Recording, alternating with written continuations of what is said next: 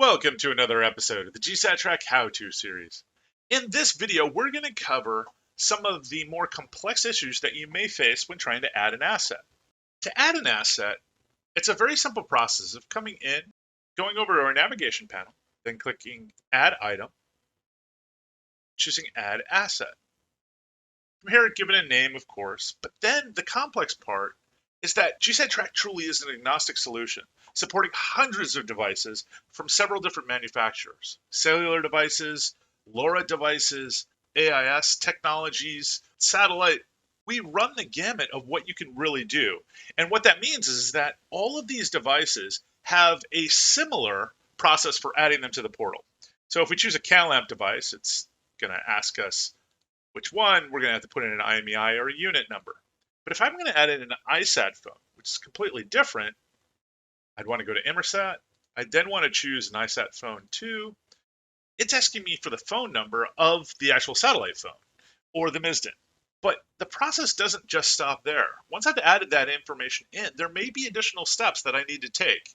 To be aware of those, you can always, after you've added the asset, come up top, click the Help button, and this will take us to our wiki.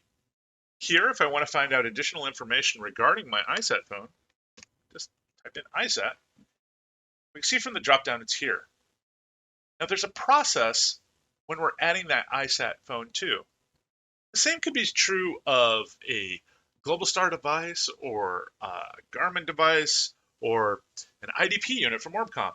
All of them have separate steps that you should take, or at least review, after adding your devices to the system. This will give you better understanding of what you can do with these devices and also make sure that the reporting is set up properly.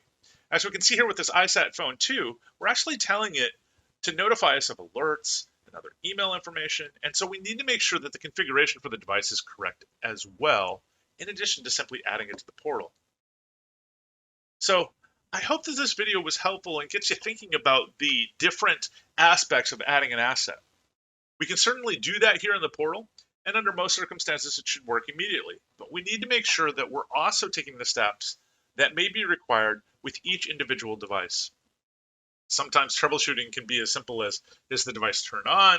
We all love that one. Or if the device has been set up with airtime or cellular connectivity or any of those pieces. And some of the things to help us look for those are found here up in our little help.